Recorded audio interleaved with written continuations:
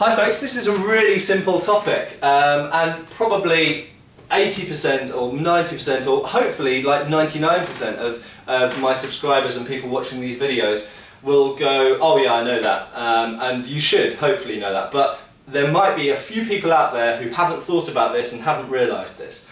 Such a simple topic. Medieval swords with two edges. They have two edges, okay? And something that amazes me with beginners in my class and just members of the public I talk to sometimes when I'm doing demonstrations or lectures or whatever talking about medieval swords and how they were used. The typical medieval sword, there are medieval swords with only one edge or one long edge and one false edge, short edge, but the typical iconic medieval sword has two edges, and the thing which a lot of people don't realise, members of the public don't realise, but hopefully most of you will realise, is that it has two edges and therefore both edges are used. Okay, it's as simple as that, and it's the only point I'm making here. So for example, you think about, everybody thinks about a typical cut boom down with the front edge, shown in all sorts of Hollywood movies, and it's the typical natural thing to do. But if I cut down with the front edge, I can immediately come back again with the back edge without turning my sword around. Okay, it's not like a katana or a sabre, where if I cut down here, if I want to cut back upwards, I have to turn the hilt and then cut up like that. Now that can be done with a long sword or a medieval one-handed sword, but you don't need to.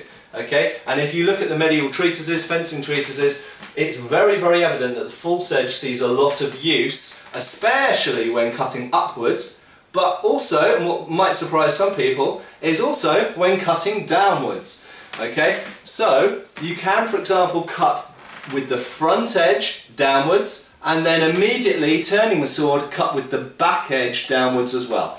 Okay, and I'll leave the German fencing experts to say what this is. I mean, it's something like a Zwerchhau. A Zwerchhau is more horizontal, I believe, but I don't study German sources very much, so I'll let you guys debate that. But essentially, it's very important to note that medieval swords can cut with the back edge or the front edge, either downwards or upwards, okay, in various different ways, and in fact horizontally.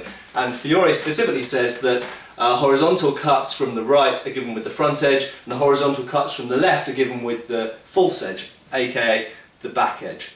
Okay, so two edges, that gives you a lot of different possibilities and angles that you can cut from. Something that we don't really see very much in non-European sword systems, and in fact we don't see very much in post-Renaissance fencing either. Cheers!